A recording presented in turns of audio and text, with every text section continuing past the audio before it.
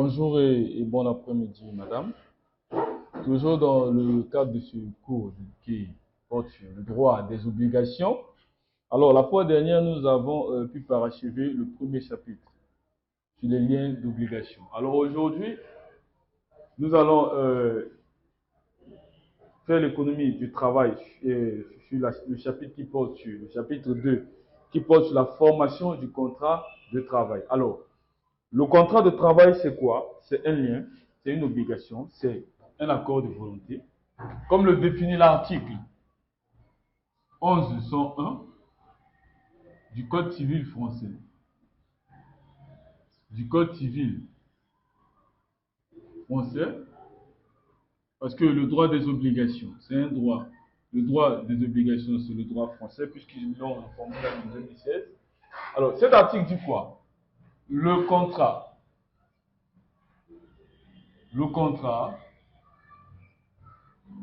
est un accord de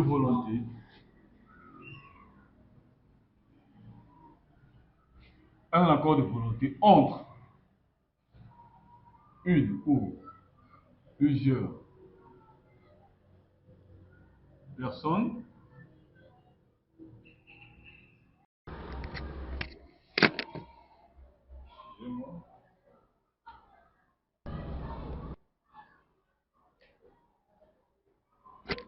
Là, c'est ce qu'on appelle les techniques de logique. Je crois que là, le micro encore. Bon. La formation du contrat. Alors, le contrat, comme tout acte,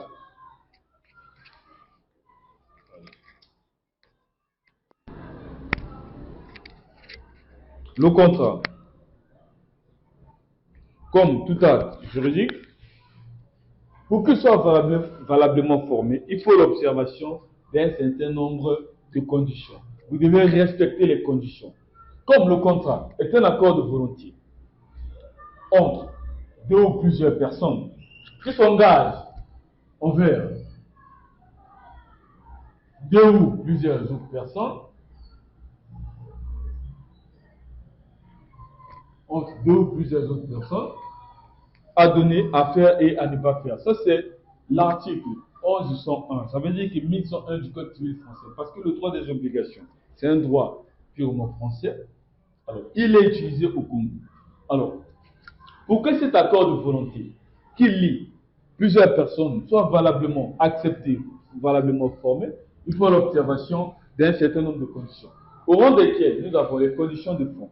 Les conditions de fond sont les conditions qu'on ne peut pas toucher, mais que l'on peut constater et voir. Parmi ces conditions de fond, nous avons la capacité, les conditions relatives aux contractants, ça veut dire aux personnes qui ont signé le contrat. Alors, parmi les conditions relatives aux parties, nous avons la capacité. Ici, la capacité est de deux ordres. Il y a la capacité de jouissance et la capacité d'exercice. Alors, la capacité de jouissance concerne les qui? Concerne les mineurs et les majeurs incapables. Les mineurs ne peuvent pas signer un contrat. Si vous voyez un garçon de 10 ans qui vient vous voir pour vendre un terrain, ça ne sera pas possible parce que son consentement ne sera pas, son consentement d'abord, il n'est pas libre et éclairé, parce que forcément vous en tant que personne majeure, vous avez l'ascendant sur cet enfant. Alors, capacité de jouissance encore concerne les incapables majeurs. Les majeurs incapables sont les qui? Ce sont par exemple les gens qui souffrent de la démence, la folie, qui sont déséquilibrés, qui ont le déséquilibre mental.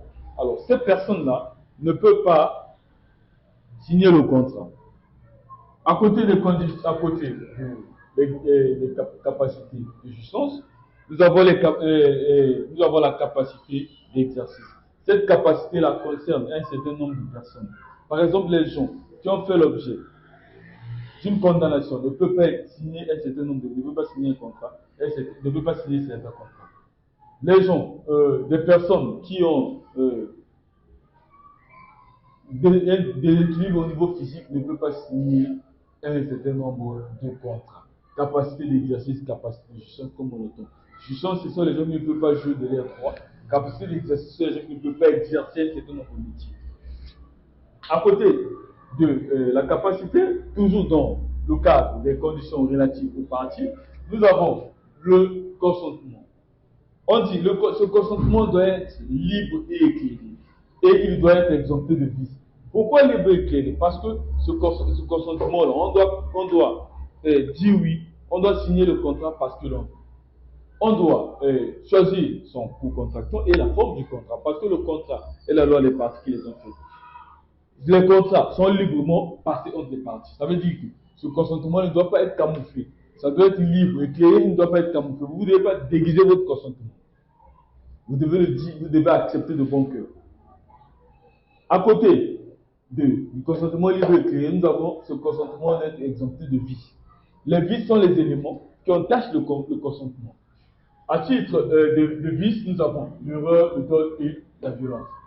Pourquoi l'erreur? Parce que l'erreur, c'est quoi? Lorsque l'autre partie vous induit en erreur. Je prends l'exemple. Lorsque vous voulez acheter, vous partez pour acheter une voiture pour appartement, alors on vous présente 3 voitures. Parmi ces 3 voitures, cette personne vous présente, vous dit non, achetez cette voiture. Elle est en bonne et due forme, elle n'a pas de souffle de rien. Il vous miroite tellement,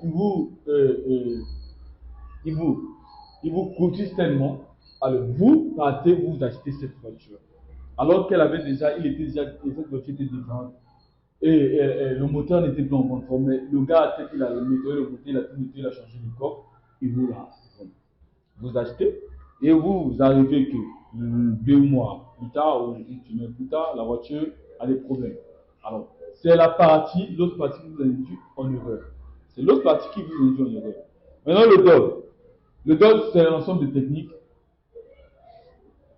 Non, plutôt, excusez-moi, le rôle, c'est vous-même. On vous présente plutôt 3 voitures. J'ai parlé du DOL à la place de l'erreur. Lorsque vous achetez plutôt une voiture, vous voulez acheter une voiture, on vous présente 3 voitures. Il y a une qui est mauvaise. Vous avez le choix de choisir une voiture. Vous avez démarré toutes les 3 voitures. Alors, vous avez constaté que, peut-être par inattention, vous avez démarré. Vous avez fait le choix d'une voiture qui ne fonctionne pas bien, alors que vous avez eu le temps de vérifier, de démarrer. Vous avez choisi une mauvaise voiture. Arrivé certainement chez vous, vous constatez que la voiture ne fonctionne plus. Alors, ça, c'est votre inattention. En fait, l'erreur, c'est lorsque vous signez, lorsque vous voulez signer par inattention, votre inattention, vous avez fait le choix. Vous avez signé, vous n'avez pas eu le temps de tout vérifier. Alors, le DOL, comme je l'ai expliqué, j'ai expliqué que lorsque vous voulez, c'est l'autre partie qui vous induit en erreur. Vous voulez acheter une voiture, la personne vous vend une voiture, elle nettoie le moteur, la personne change de coque et vous vend cette voiture. En vous disant que c'est une voiture au 40 euros, vous avez acheté. Plus tard, la voiture a des problèmes. C'est cette personne-là qui vous induit en erreur. Ça, c'est le DOL, les techniques de logique. La violence, c'est lorsque la signature est soumise à des actes physiques ou moraux. Ça peut être des violences verbales, ça peut être des menaces. On vous menace pour signer. Ça peut être la torture, on vous torture pour que vous signiez. Ça, c'est les éléments qui entachent le consentement. À côté des conditions relatives aux parties, nous avons les conditions relatives au contrat. Les conditions qui sont propres au contrat. Nous avons l'objet du contrat et nous avons la cause du contrat. L'objet du contrat doit être licite. Il doit être certain et futur. Vous ne pouvez pas signer un contrat où l'objet c'est la vente des ossements humains, où l'objet c'est la vente des orteils. Non, c'est interdit par la loi parce que la loi, vous ne pouvez pas disposer des objets du corps humain. C'est interdit par la loi. Vous ne pouvez pas signer ce genre de contrat. Voilà pourquoi on dit qu'il doit être illicite. Et il doit être futur et certain et futur. Vous devez signer pour un objet. Il est certain. L'objet là est là. Et cet objet a des c'est pour l'avenir en fait. C'est ça. À côté de l'objet, nous avons la cause. La cause doit être licite. Vous ne pouvez pas signer un contrat pour vos causes, le trafic de sexe ou faire le commerce de sexe ou soit pour le proxénétisme. C'est interdit par la loi. Ça doit respecter l'ordre public et les bonnes mœurs. Après les conditions de fond, nous avons les conditions de forme. Parmi les conditions de forme, nous avons l'écrit. L'écrit contractuel, c'est pour la preuve. Alors, nous avons l'écrit contractuel.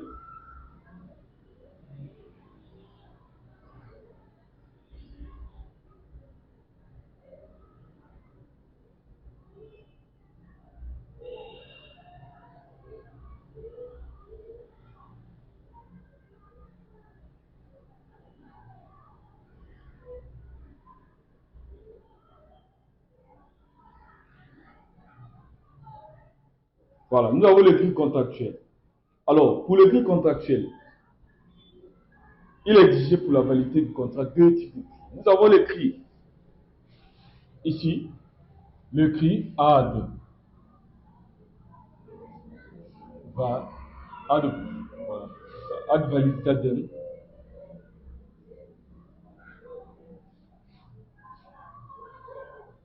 ad validitatem,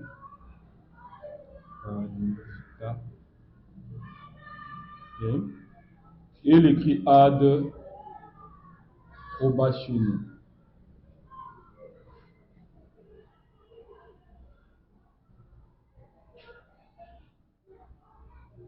Probationem. Ici, on exige l'écrit pour la validité du contrat passé. Il y a un certain nombre de contrats, il faut l'écrit. On exige l'écrit pour la validité du contrat et on exige l'écrit pour la preuve. Parce qu'en droit, lorsque vous êtes en matière contractuelle, vous avez une relation contractuelle avec l'autre partie et que s'il y a un problème, vous devez forcément porter vos prétentions devant le juge. Vous allez accuser l'autre partie qui n'a pas respecté le contrat. Alors, pour que le juge statue sur cette affaire, il faut que vous devez apporter les preuves. On dit en droit, la charge de la preuve incombe au demandeur. Alors, vous avez demandé, vous voulez réparation, vous devez apporter la preuve. Alors, c'est pour la validité, c'est pour la preuve, pour prouver. Après ces conditions, l'écrit contractuel, nous avons finalement, enfin, les formalités de perfectionnement et d'efficacité du contrat. Alors, concernant cette formalité, s'agissant des formalités d'abord de perfectionnement, elles permettent de parfaire, dans certains cas, l'opération contractuelle. C'est ainsi, par exemple, que le contrat réel ne se forme définitivement que par la remise de la chose. Quant aux formalités d'efficacité du contrat, on peut souligner les exigences de publicité pour l'opposabilité de certains contrats au tiers. Le tiers, c'est vrai qu'il n'est pas parti au contrat, mais il faut rendre votre contrat public pour que s'il y a des tiers qui voient que ce contrat a un problème, ils peuvent s'opposer à la validité de ce contrat. Alors, madame, voici l'économie du chapitre 2 que nous venons de détailler sur le droit des obligations. Alors, prochainement, nous allons voir le chapitre numéro 3 qui porte sur les sanctions des règles de formation du contrat, d'où la nullité lorsque ce contrat n'est pas respecté.